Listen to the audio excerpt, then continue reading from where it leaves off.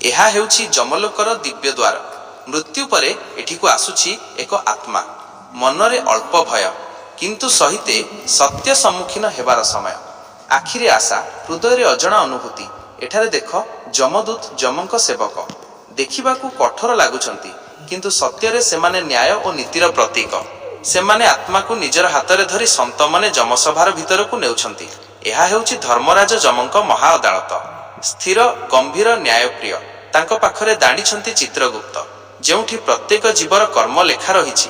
ଆଜି ଏହି ଆତ୍ମାର କର୍ମଖାତା ଖୋଲିବ। ଏବେ ସାମ୍ନାରେ ଦେଖ, କର୍ମଦର୍ପଣ। ଏଠି ଲୁଚାଉଥିବା କିଛି ନାହିଁ। ସମସ୍ତଙ୍କ ଭଲ କାମ, ସେବା, ପ୍ରେମ ଆଉ ସହିତେ ଭୁଲ, ଅନ୍ୟାୟ, ଦୁଷ୍କର୍ମ ସବୁ ଚିତ୍ର ପରି ଦେଖାଯାଉଛି। ନ୍ୟାୟ ଶୁଣିବା ପରେ ଯମଦୂତ ଆତ୍ମାକୁ ନରକ ମାର୍ଗ ଦେଖାଉଛନ୍ତି। ଏହା ଦଣ୍ଡର ପଥ ନୁହେଁ, ଏହା ଏକ ଶିକ୍ଷାର ପଥ।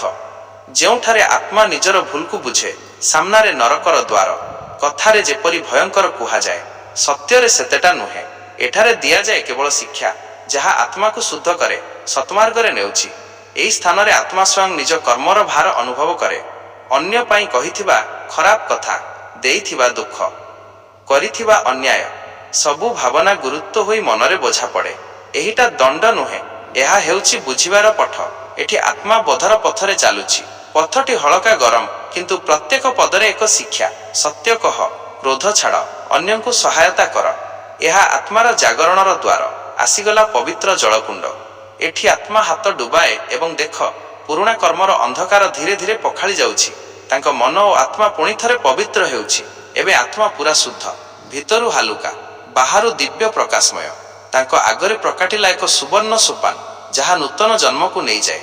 ନୂତନ ଆରମ୍ଭ, ନୂତନ ଶିକ୍ଷା, ନୂତନ ଆଶା।